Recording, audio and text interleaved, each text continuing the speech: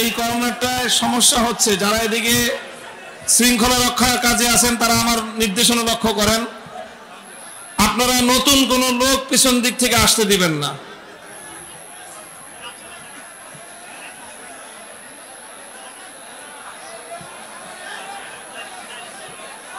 কোনো কথাই তো লক্ষ্য করতেছে না।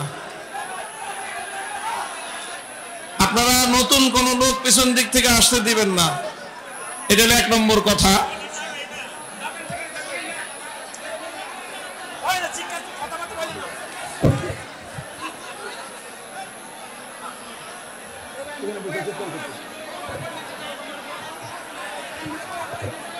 আর আপনারা কেউ আরেকজনকে নিশ্চুপ হওয়ার জন্য মুখে কোনো কথা বলবেন না। কথা বলেন, চুপ করেন, কথা বলেন না, সরে বসেন, মাথার উপরে পড়ছেন কেন, কোনো কথা মুখে বলবেন না। সবাই অন্যদেরকে যদি কিছু বলতে হয় হাতের ইশারায় বলবেন। মেহেরবানি করে এই স্টেজে এই বাসেরা সামনে কেউ বসবেন না।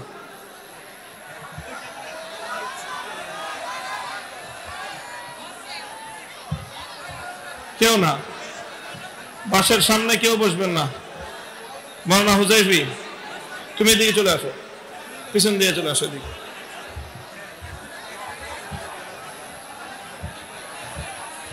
তুমি পিছনে, আরো পিছাও, এই বাসের পিছনে, পিছন দিকে তাকাও, মানুষের কারো দেখো সমস্যা হচ্ছে কিনা, আরো পিছাও। আর তোমরা তো সারা বছরই দেখো, এই লোকগুলোকে দেখতে দাও, আরো পিছাও না, মানুষ তোমার কারণ দেখতে পারতেছে না, ওটা পিছনে চলে যাও। আপনি উঠেন, পিছনে যান।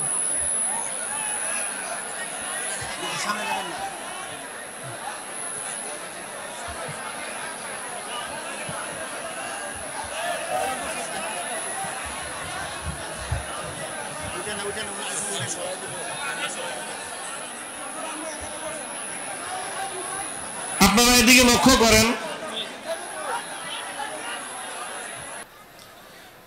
তাহলে এটা হলো একটা ঐতিহাসিক কথা।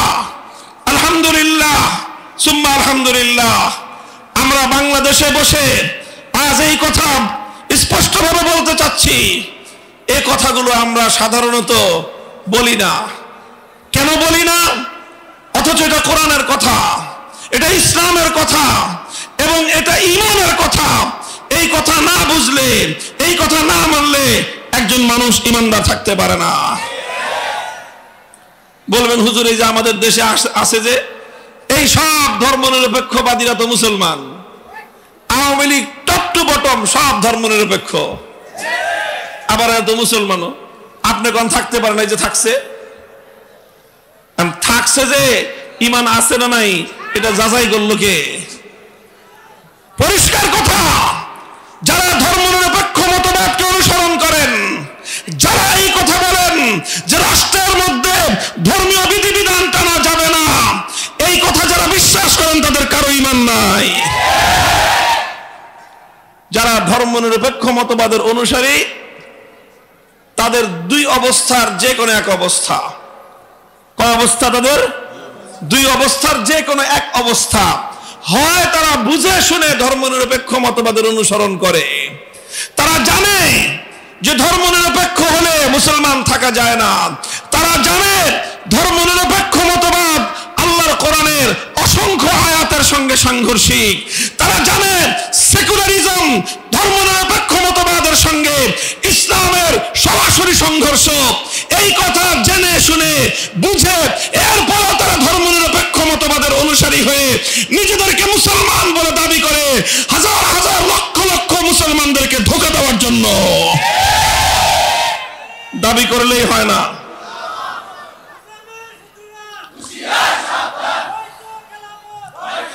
দাবি করলেই সব কথা সত্য হয় না। কথা বলেন ঠিক না বেঠিক? কাদিয়ানীরা নিজেদেরকে মুসলমান বলে দাবি করে কি করে না? বলেন, জোরে বলেন।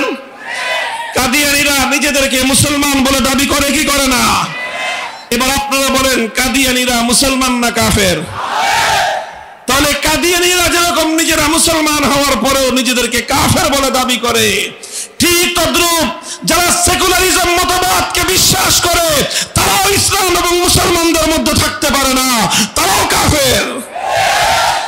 এই মাহফিলটা নিয়ে আমার আগে থেকে আশঙ্কা ছিল যে এখানে মানুষের যে সমাগম হয় সেই তুলনায় এখানে জায়গার অপ্রতুলতা রয়েছে। আতঙ্কে থাকি যে কোনো একটা দুর্ঘটনা যেন না ঘটে যায়।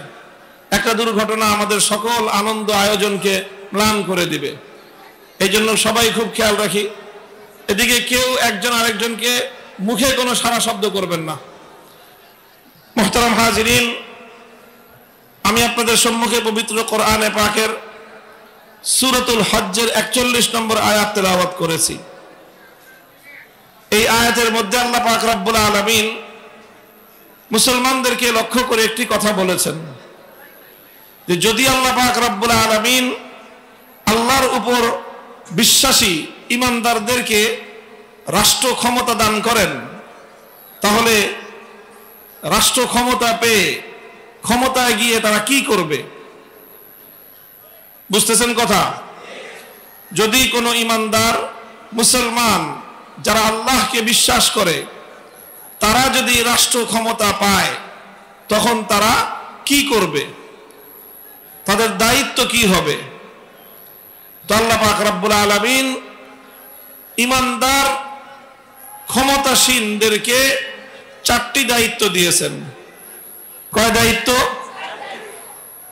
4 দায়িত্ব আল্লাহ পাক দিয়েছেন। আল্লাহ বলছেন আল্লাযীনা ইম্মাক্কান্নাহুম ফিল আরদি আকামুস সালাতা ওয়া আতাউয যাকাতা ওয়া আমারু বিল মারুফি ওয়া নাহাউ আনিল মুনকার ওয়ালিল্লাহি আকিবাতুল উমুর।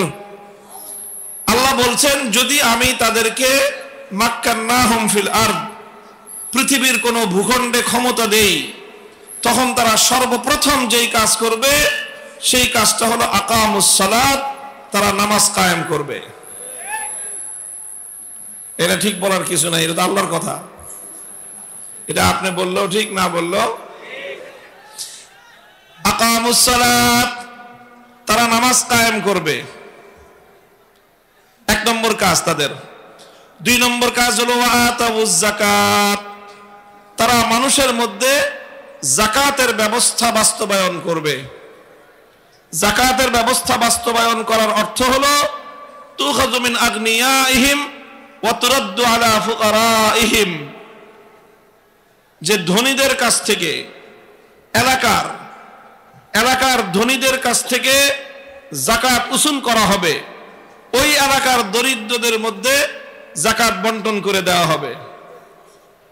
এইভাবে যাকাত ব্যবস্থা রাষ্ট্রীয়ভাবে তারা বাস্তবায়ন করবে। এটা হলো তাদের কয় নম্বর কাজ? মনে রাখতে হবে, খালি ওয়াজ শুনবেন মনে রাখবেন না সেটা হবে না, কথাগুলো মনে রাখতে হবে ইনশাআল্লাহ। কথা ঠিক আছে? 1 নম্বর কাজ কি? নামাজ কায়েম করবে। কি করবে? 2 নম্বর কাজ কি?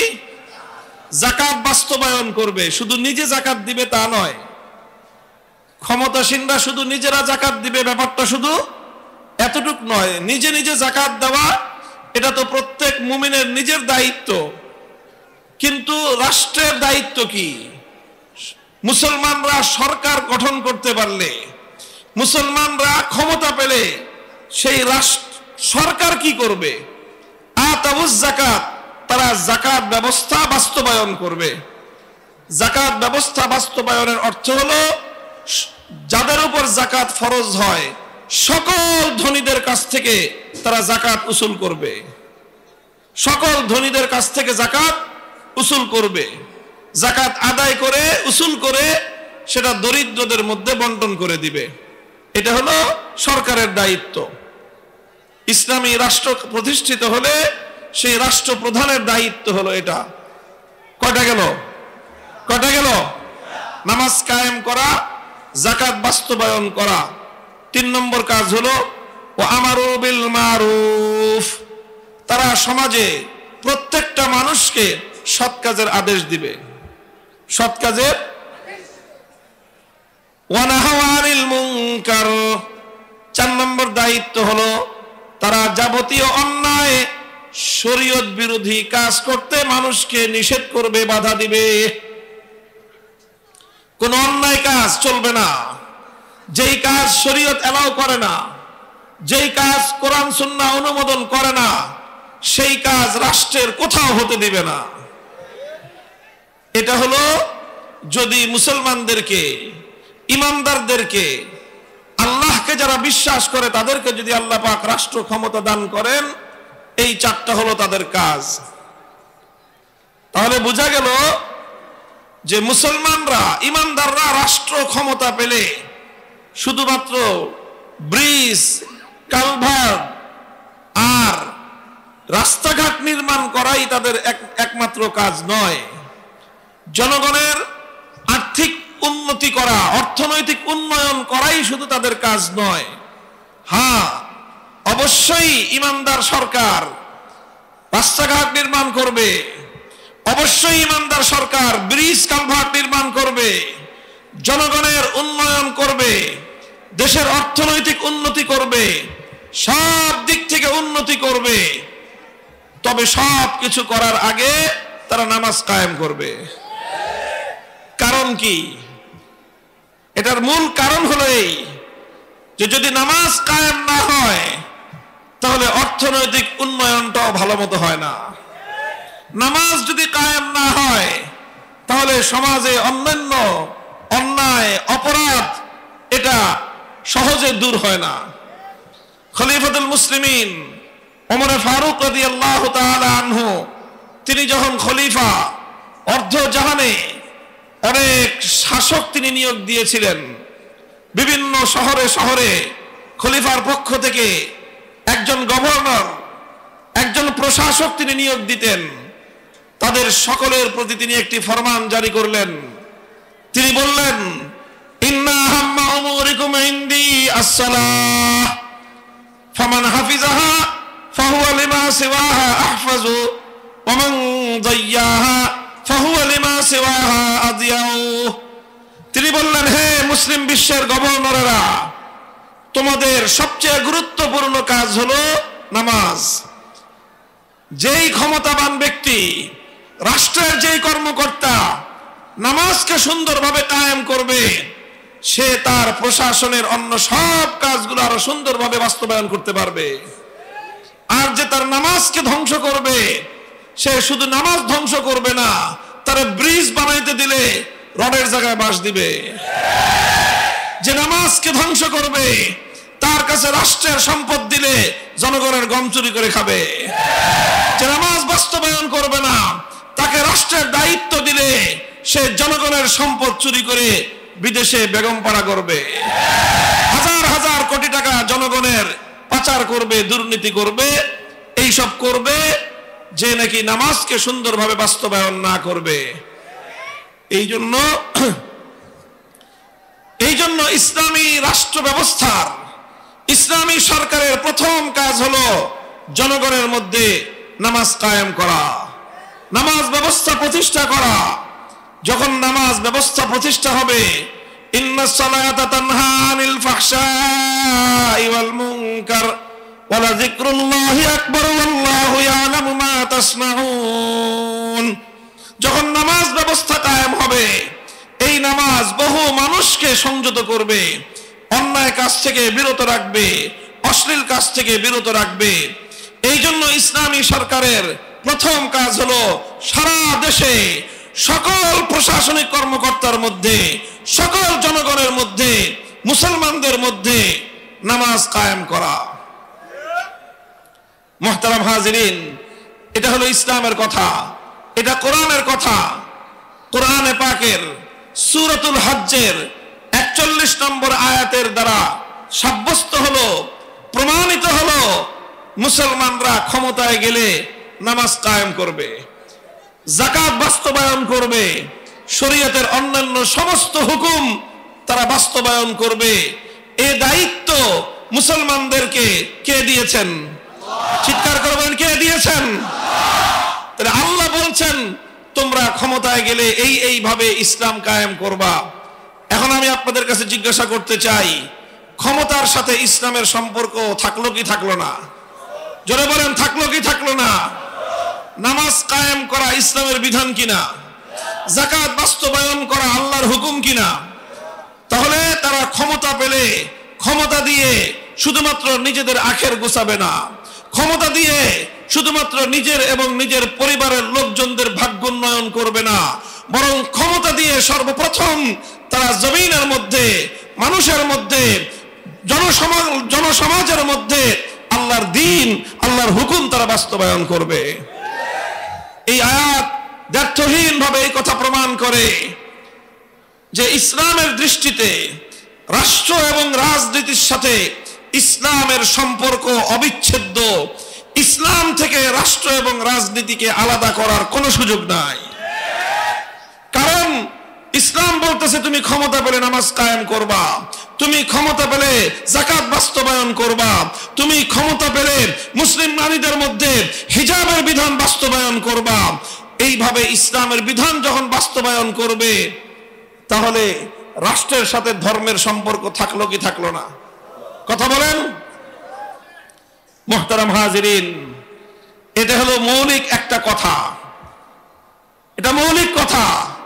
এই কথার আলোকে আমরা এই জন্য বলি স্পষ্টভাবে যে কোনো মুসলমানের পক্ষে কোনোদিন সেকুলার হওয়া সম্ভব নয়, কোন মুসলমানের পক্ষে কোনোদিন ধর্মনিরপেক্ষ হওয়া সম্ভব নয়।